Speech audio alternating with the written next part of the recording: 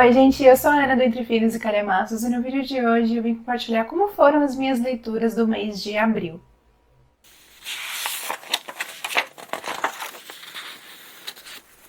Gente, apesar de não ter conseguido ler tudo que eu tinha planejado lá na minha TBR inicialmente, eu acho que eu tive um mês produtivo, ó. Eu vou contar um pouco sobre cada uma dessas leituras aqui para vocês. Então já deixa o like agora no começo do vídeo e se inscreva aqui no canal. Caso estejam chegando por aqui agora, seja muito bem-vindo. E ative o sininho para receber notificação sempre que eu postar um vídeo novo por aqui. Então, bora lá. Eu vou começar pelo livro. Muitos dos livros que eu li tem vídeo já, ou vlog, ou algum desafio de leitura que eu postei, que eu fiz durante o mês de abril. Eu vou deixar tudo nos cards para vocês assistirem depois, caso ainda não tenham visto. Nesses vídeos, eu elaboro um pouco mais como foi a minha experiência de leitura, como foi a minha opinião, como foi, quais eram as minhas expectativas e como que acabou sendo no final. Então eu acho bem interessante, se vocês se interessarem por algum desses livros que eu mostrar aqui, irem lá conferir, porque lá eu falo com mais detalhes, né? Mas então bora lá. Esse primeiro, inclusive, tem um vlog aqui no canal, que é o vlog de lançamento do mês de abril. Foi Defensor, da autora G.X. Todd.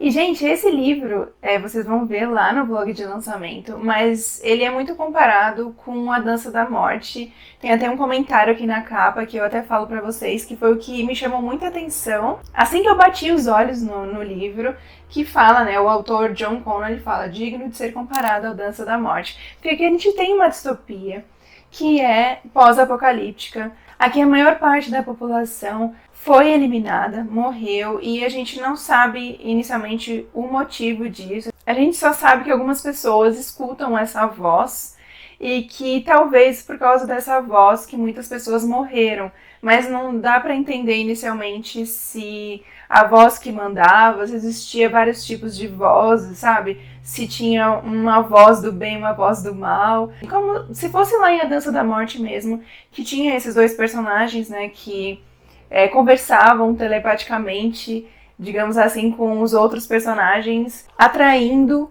alguns deles para si, né? Cada um seguia um caminho aí, lá no livro do Stephen King. E aqui a gente não sabia se tinha esse tipo de diferença de voz, ou se eram todos iguais, e que voz era essa? É uma voz interna, né, da própria pessoa, ou se, sei lá, que nem a hospedeira. Eu falo pra vocês lá no vlog que eu me lembrei em algum momento de A Hospedeira, porque a protagonista lá no livro tem uma voz conversando com a pessoa, mas aí a gente descobre que essa voz, né, que esses seres que tomaram conta ali do mundo eram extraterrestres, né? E na protagonista lá ficaram as duas ocupando o mesmo corpo. E aqui eu me lembrei, em determinado momento, eu pensei, nossa, será que vai ser que nem a hospedeira, é algo extraterrestre? Então vale muito a pena vocês conferirem o vlog para descobrirem o que são essas vozes. Esse daqui, ele é o primeiro volume de uma série, então eu já adianto que nem tudo vai ser respondido nesse primeiro volume. Muita coisa fica em aberto para a gente descobrir na continuação. Mas a gente já consegue entender melhor como que funciona, como que é a ideia aqui da autora. E eu gostei bastante dos personagens. A gente acompanha aqui o Pilgrim, inicialmente é só ele, mas logo ele encontra essa menina, né, na estrada, vendendo limonada numa barraca. Isso tá na sinopse, eu até falo pra vocês que, nossa, que coisa estranha, né? Acabou o mundo ali, tá um mundo do avesso e de repente ele encontra uma menina vendendo limonada na estrada, num local totalmente inóspito, né? É uma cena bem incomum. Mas então ele se une com essa garota e eles seguem uma jornada juntos. E aí eles vão passar por poucas e boas, né? Vão enfrentar alguns obstáculos, vão ter momentos bem tensos. Eu me apeguei aos personagens, então quando acontecia alguma coisa, eu ficava super tensa. Tiveram momentos tristes, teve um momento aqui que eu fiquei arrasada. Mas enfim, vão lá saber no vlog. Eu gostei bastante desse primeiro volume. E no finalzinho, assim, eu fiquei na dúvida com uma informação passada pela autora, mas que eu até comento com vocês no vlog que eu vou deixar para parar para pensar sobre isso, mas quando chegar no segundo volume, porque para eu entender melhor, sabe? Mas vão lá assistir ao vlog de lançamento, eu vou deixar, como eu disse, o link nos cards para vocês verem como que foi essa experiência de leitura. No Clube Entre Suspenses, a leitura do mês foi O Enigma do Quarto 622, do autor Joel Dicker. Finalmente conheci a escrita desse autor. Quando eu comentei aqui no canal que eu leria um livro dele, teve opiniões diversas. Algumas pessoas falaram que não gostaram da escrita dele. No meu Instagram, se você não me segue por lá, é @entrefinos_e_calhamaços, assim como o nome aqui do canal. Lá, pelo contrário, eu vi muitas opiniões positivas de que tinham gostado bastante desse livro. Então, eu fiquei bem curiosa para esse primeiro contato com o autor. E, gente, vou confessar que no início aqui da leitura, eu achei um pouco devagar no comecinho, assim, nos primeiros capítulos. Começou de uma forma lenta, mas depois começou, assim, a fluir. E da metade pra frente, gente, eu até comentei lá nos stories que ele, pelo menos nesse livro aqui, ele se mostrou um forte concorrente com o Harlan Coben no quesito plot. Gente, eu nunca vi, eu acho que nem nos livros do Harlan Coben tem tanto plot quanto tem nesse livro, gente. É assim, você acaba de descobrir uma coisa, de repente no próximo capítulo você já descobre outra, e de repente no próximo outra, e quando você pensa que não tem mais nada pra descobrir, vem o autor no finalzinho e vai... Toma essa. Toma mais essa reviravolta aqui então, porque ainda tava pouco. Gente, eu adoro histórias assim, sabe? Que surpreende a gente.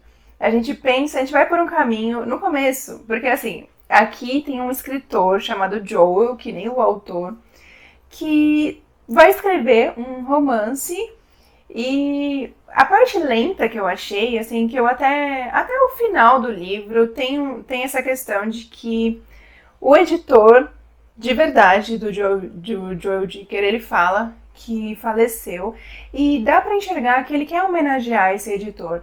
Então ele traz pra história como se fosse o editor do Joel personagem. E o Joe, o personagem, ele fica falando a respeito desse editor, sabe? Como se conheceram, como foi que aconteceu, como foi o final, enfim, como que era um pouco do trabalho dos dois. Então, essa parte, eu achei que o autor se prolongou um pouco, sabe? Eu gostei, eu achei bonita a ideia dele de homenagear o editor, mas eu achei que se estendeu demais, né?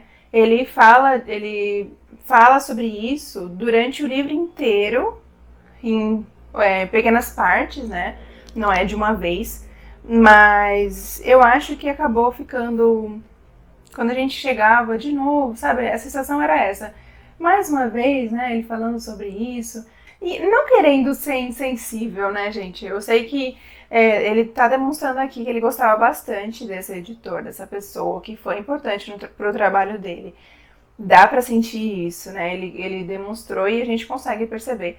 Mas eu acho que ele poderia ter colocado um pouco menos, que eu acho que a homenagem seria tão bonita quanto foi.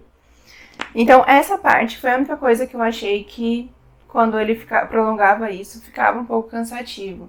Mas quando ele ficava na investigação desse assassinato que aconteceu dentro de um hotel no quarto 622, e que o escritor Joe vai começar a investigar, né? Porque ele se hospeda nesse hotel e descobre que algo aconteceu naquele quarto e começa a investigar a respeito disso. E a gente entra nessa investigação e começa a deduzir. Gente, no comecinho eu logo falei lá no grupo, né? Eu acho que quem morreu foi tal pessoa. Mas assim, me enganei. E eu me enganei feio, porque eu posso me enganar, mas eu acho que é bem difícil de alguém adivinhar tudo que ele revela aqui, tudo que todos os segredos do livro, gente, todos os mistérios, porque, nossa, ele teve muita criatividade, ele pegou a gente de surpresa mesmo. Então, o meu primeiro contato com o Joe Dicker foi muito positivo. Gostei bastante, ele me surpreendeu. E eu adorei a escrita dele. Tiveram momentos que eu me lembrei um pouco do Arthur Conan Doyle escrevendo as histórias do Sherlock Holmes. Inclusive, ele até se refere umas 2 vezes, assim, às histórias do Sherlock Holmes também. Então pode ser que o autor seja, né, um fã das obras do Sherlock Holmes e se inspirou em algumas características assim para escrever. Não é que é igual, mas quem já leu um pouco algumas histórias do Arthur Conan Doyle, eu acho que consegue pescar assim uma hora ou outra essa semelhança. Então, gente, eu gostei bastante tanto da história quanto da escrita do autor. E quero muito ler outro dele agora para ver se todos vão ser assim, né? Cheio de reviravoltas, surpresas. E se for assim, fantástico. Tá terminando o meu projeto do Harlan Coben, como eu falei para vocês. Estou bem triste no mês que vem, na verdade, vai ser a leitura do último livro publicado aqui no Brasil. Então eu vou ficar órfã desse tipo de livro assim, cheio de reviravoltas, que tinha todo mês. Então, quero ler outro para ver se ele também escreve dessa forma, o Joe Dicker. Então, recomendo. Se vocês gostam de tipo de livro assim, desse tipo de suspense, com vários plots e que prende a gente fica tentando adivinhar e no final a gente muito provavelmente não acerta. O próximo livro aqui é de um outro vlog de leitura aqui no canal, que é o Vlog dos Encalhados, que foi Uma Casa no Fundo de um Lago, do autor Josh Malerman, que é o mesmo autor de Uma Caixa de Pássaros. Gente, a primeira surpresa que eu tive ao pegar esse livro é que ele é muito curto, muito curto.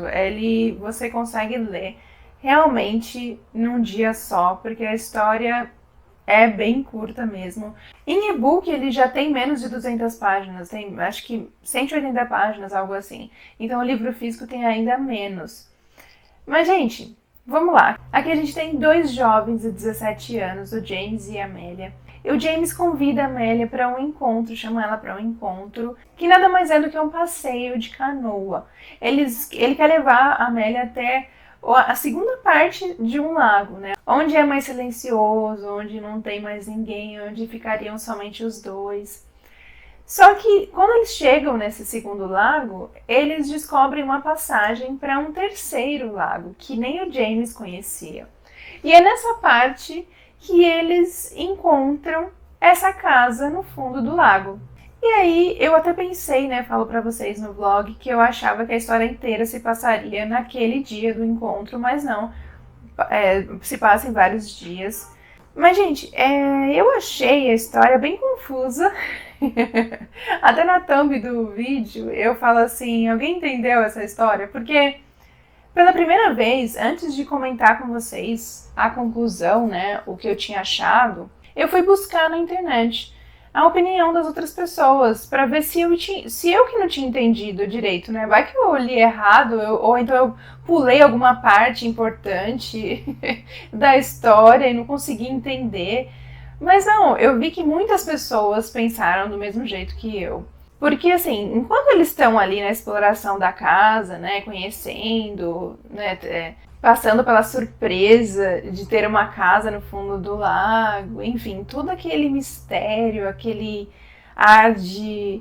Tem até um ar um pouco sombrio, de terror. Eu ficava na expectativa de que a qualquer momento eles estavam lá dentro da casa explorando e quando eles virassem, eles se deparariam com alguma coisa, sabe?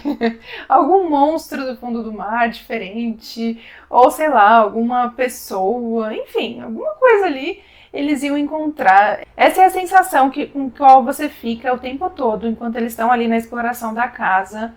Tudo o que eles passam ali, tudo que eles encontram, enfim, ali, enquanto eles estão dentro da casa, eu achei super interessante a leitura, eu gostei muito e é uma leitura que a gente consome muito rápido, porque a gente quer saber o que acontece ali, com a casa, né?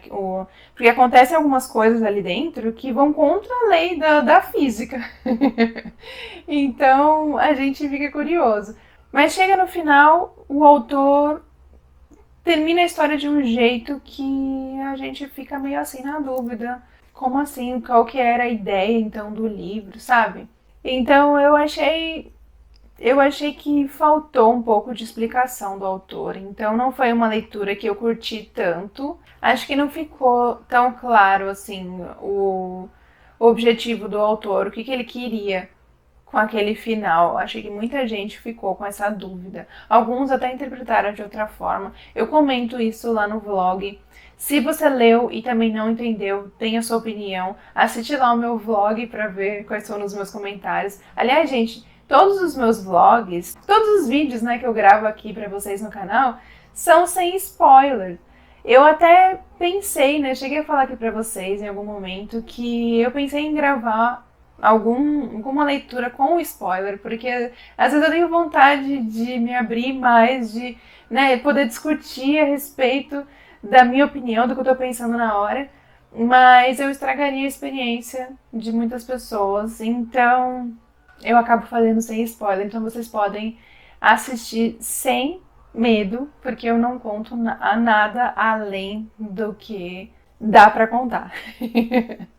Então vão lá assistir, conferir esse vlog e deixa nos comentários se vocês também leram e tiveram dificuldade de entender essa história do autor. Mais uma leitura que eu fiz aqui no mês de abril foi O Menino do Bosque para o projeto do Harlan Coben. E gente, eu entendo quando eu vi algumas pessoas falando que não tinham curtido tanto esse daqui. Algumas pessoas até acho que nem conheciam a escrita do autor e leram esse daqui. Foi o primeiro deles, e isso é até triste, porque essa não foi a melhor obra dele, na minha opinião. Eu acho que, inclusive, que o enredo ele é até fraco se comparado a outros livros do Harlan Coben. Tem outros muito melhores. E não tem nada de sobrenatural, gente, já adiantando pra vocês. Inclusive, eu acho que eu esqueci de comentar isso naquele outro vídeo em que eu leio esse daqui. Não tem nada de sobrenatural. Aqui, mais uma vez, a gente tem um suspense policial, né, de investigação, em que uma menina desaparece. Toda a história gira em torno do desaparecimento dessa menina. Porém, temos o Menino do Bosque, que ele é encontrado 34 anos atrás, né, logo no comecinho. Deixa eu ver se é prólogo. Não fala que é prólogo, mas é como se fosse um prólogo. Aqui, ó, nessa parte aqui, tem, um encarte de um jornal, algo assim, falando menino selvagem encontrado na floresta. E aí conta, né, que esse menino foi encontrado, enfim. E ele, 34 anos depois, ó, quando se passa a história do livro, ele é um dos personagens principais, que é chamado de Wild. Ele ficou conhecido assim por causa de menino selvagem, né, foi então o apelido que deram pra ele, porque não descobriram nada a respeito dele. Então, ele ficou conhecido dessa forma. E aqui a gente tem como protagonista a advogada que apareceu em vários outros livros do autor, que é a Esther Crimston. A Esther aparece em diversas histórias, gente, mas sempre assim como personagem secundária, como só ajudando um outro personagem como advogada. Mas a gente já conhecia o jeitinho dela, sabe? Quem leu outras histórias do autor em que ela aparece já conhecia o jeitinho dela, mas aqui o autor ele aborda um pouco mais sobre a sua vida, sobre a vida da sua família. E essa menina que desaparece é a amiguinha de escola do neto da Esther. E ele que pede ajuda da avó para tentar investigar esse desaparecimento da amiguinha. E ela, em paralelo, vai lá e pede ajuda do Wild. Então eles vão, né, investigar, e aí a gente vai se deparar com uma outra família que tem os seus segredos, enfim. Mas eu acho que o que pegou na história, que muita gente deve ter sentido falta, é que o nome do livro é O Menino do Bosque. Então todo mundo queria saber a respeito do Wild, né? Quem é esse Menino do Bosque? Como ele foi parar ali? Ele tem família? Queria saber um pouco mais a respeito. E, gente, isso não é revelado no livro. Não foi o primordial aqui do livro. A história principal é a respeito do desaparecimento dessa menina. Tudo gira em torno dela e da família da Esther. Então, apesar dele ser protagonista, a gente vai talvez, eu acredito, né, que muito provavelmente a gente vai descobrir mais sobre a vida dele no segundo volume agora, na continuação, que é Identidades Cruzadas, que acabou de lançar aqui no Brasil pela Editora Arqueiro. Então, quem leu esse daqui, sem saber que haveria uma continuação, com certeza ficou assim, e aí, né? Quem é esse menino do bosque? O autor não contou muita coisa, né? Então, talvez seja essa questão que mais prejudicou. Talvez. Mas quem leu outros livros, e principalmente quem leu em ordem de publicação como eu, que já conhecia a Esther, como eu falo, né? O autor parece que escreve dentro de um mesmo universo todas as histórias.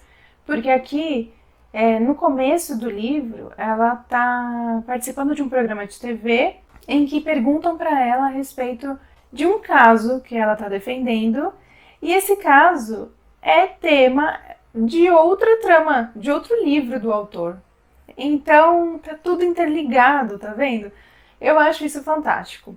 Então, quem lê em ordem vai adorar saber um pouco mais sobre a vida da Esther e da família dela. Então, eu acho que por causa disso, por causa da escrita do autor também, eu achei um bom livro, né? Não achei um livro ruim, mas achei que é compreensível a opinião das pessoas ao acharem que foi mediano, sabe? Eu consigo compreender. Mas agora eu tô curiosa para ler, então, Identidades Cruzadas para saber um pouco mais sobre esse Wilde. E fica a dica, então, se você leu esse livro, que tem continuação, acabou de ser lançado aqui pela Editora Arqueiro, que eu vou ler no mês que vem. Preciso adquirir, inclusive, ainda não comprei. Próximo livro aqui, que faz parte, foi uma outra leitura que eu fiz no mesmo vídeo que O Menino do Bosque, foi o livro Calhamaço do mês, Battle Royale, do autor japonês Koshan Takami. Esse daqui, gente, muito boa a história, muito boa mesmo. Ele é um calhamaço mesmo, tem 663 páginas, acho.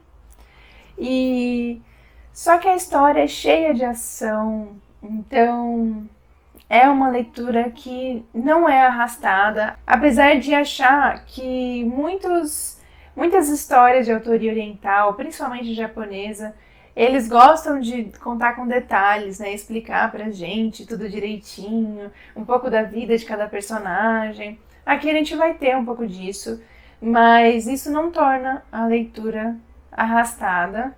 É uma leitura muito boa. Aqui a gente vai ter, né, um grupo de jovens, 42 estudantes de 15 anos, que são presos numa ilha, cujo objetivo é sobreviver. Só pode sobrar um sobrevivente. Eles precisam eliminar os seus colegas para conseguir sobreviver ali na ilha. Tem várias regrinhas. A história de Jogos Vorazes, eu acredito que a maioria de vocês conhece, foi inspirada aqui nesse livro, nessa história. Então, quem conhece vai enxergar muita semelhança aqui na história dele. Inclusive, tem a parte do tordo. Eu achei tão interessante isso. Aqui tem um apito, né, com um personagem, que é um som de um tordo. E essa parte é bem legal. Achei muito legal essa parte do apito. E a gente vai acompanhar, principalmente mais de perto, assim, o Shuya e a Noriko, que eles ficam juntos, né, ali para tentar se ajudar e sobreviverem juntos. Quebrar, né, essa regra de só poder sobrar um aluno ali. Mas, como eu disse no outro vídeo, cabe aqui um alerta bem grande, porque é um livro para maiores de 18 anos, tem bastante violência, tem bastante cena pesada, brutalidade mesmo, até porque, se a gente imaginar que são adolescentes de 15 anos, que um governo totalitário cria um programa desses, sabe? É um programa anual, então ele se repete todo ano. E são de escolas, tipo, sorteadas, não tem como você saber. Então, só de pensar nisso já já é impactante. Então não é uma leitura que é para todos, tá, gente? Então se você se impacta com isso, se impressiona com essas cenas assim, sanguinárias, enfim, não é uma leitura para você fazer. Mas, caso não seja, recomendo demais, porque a criatividade do autor aqui, a história foi sensacional. Muito bom. Assiste lá o vídeo. O último que eu fiz e que foi o culpado, talvez, junto com o Battle Royale, porque apesar de ser uma leitura fluida, ele tem muitas páginas, né? Então a gente acaba demorando um pouquinho mais, mesmo com a fluidez da leitura. Mas esse daqui, A Metade Sombria do Stephen King, do projeto do King, esse daqui eu demorei, gente, pra terminar. Sabe aquele livro que parece que você fica horas lendo no mesmo dia? E de repente você vê e não chegou na metade ainda. Sabe essa sensação? Caramba, eu li bastante e ainda não cheguei na metade. E isso se passou assim, sei lá, uns 2, 3, 4 dias. E aí eu chegava, olhava e falava, ainda não tô na metade. Mas, apesar disso, não é uma história ruim, gente. Eu gostei. Mas é porque é uma história mais densa. Aqui a gente tem um suspense em que tem, mais uma vez, o autor cria, né, como protagonista um escritor chamado Ted, que por vários anos escreveu alguns livros sob o pseudônimo George Stark. Só que chegou um momento em que ele não quis mais escrever sob esse pseudônimo e faz um tipo de um enterro, né? Ele mata esse George Stark para mostrar para todo mundo que ele não vai mais escrever como aquele pseudônimo. Inclusive, logo que eu comecei a ler, assim, que eu vi que era sobre pseudônimo, enfim, eu logo pensei no próprio autor Stephen King. Eu acho que ele se inspirou nele mesmo para escrever a história, porque ele tem um pseudônimo, né, Richard Bachman, que ele escrevia e parecia que ele se libertava mais para poder colocar mais, sei lá, escrever mesmo de um jeito mais libertador, criar personagens mais grosseiros, que pode agir como bem quiser, sabe? Não sei explicar pra vocês, mas essa é a sensação quando eu leio algum livro do Richard Bachman. Só que aí descobriram, né? Na realidade, descobriram que o Richard Bachman era o Stephen King, e até no finalzinho do livro ele fala, ficou bem chateado quando descobriram isso, porque ele criou esse pseudônimo justamente para não ser vinculado, né, com ele, aqueles livros. Mas descobriram e revelaram, então ele se chateou e ele se baseou na própria experiência para escrever esse livro aqui. Então é isso que a gente vai encontrar aqui. O Ted, ele tinha criado o George Stark, descobriram, foi revelado, e aí ele quis matar o George Stark, né? Só que não foi tão fácil assim se livrar desse pseudônimo. E aí a gente começa a ver que alguns crimes que aconteceram depois dessa morte fictícia do pseudônimo, e nessas cenas do crime, tinham digitais do Ted, tinham coisas que ligavam, né, conectavam ele aos crimes. Então, gente, é um suspense que deixa a gente bem curioso para saber o que está acontecendo ali. Só que ao mesmo tempo tem essa narrativa mais demorada, mais densa. Mas é uma história boa, eu recomendo. O autor, como sempre, mostrando aqui que é capaz de criar histórias bem criativas. E muitas são bizarras, mas são boas, né? A maioria das histórias bizarras são boas. Então, fica aqui a dica de um suspense do Stephen King, que não dá medo para quem tem medo de ler algum livro do autor, né? Que seja terror ou algo assim, quem não gosta, fica tranquilo que aqui não temos um terror, a gente tem um suspense mesmo, que é descobrir sobre essas cenas do crime, o que está acontecendo, qual a ligação do Ted com esses assassinatos aí pela cidade. Então, gente, essas foram as leituras que eu fiz no decorrer de abril. Eu li no total 6 livros, achei que foi uma boa média. Gostei, apesar de não ter conseguido, acho que faltaram 2 livros da minha TBR, Mas como eu disse, eu demorei bastante para terminar A Metade Sombria. Acabou levando mais dias do que eu imaginei que fosse levar essa leitura. Mas eu acho que eu fiz boas leituras, a maioria delas foram muito boas leituras. Então saio com saldo positivo aqui do mês de abril. E se vocês quiserem saber um pouco mais detalhado, né, sobre essas leituras, que tem outros vídeos, eu deixei os links aí nos cards para vocês irem conferir depois. Tá bom, gente? Espero que vocês tenham gostado. Se vocês já leram algum desses livros, tem alguma opinião parecida com a minha ou diferente, deixa aqui nos comentários as opiniões de vocês, que eu vou adorar saber. Deixa aqui qual foi a sua leitura favorita do mês de abril. A minha, eu já adianto aqui, que foi Battle Royale. Eu dei 5 estrelas para esse livro, porque achei a história muito boa mesmo. Então, comenta qual foi a de vocês aqui nos comentários, que eu acho muito legal essa troca de indicações. E eu fico por aqui então, gente. Até o próximo vídeo.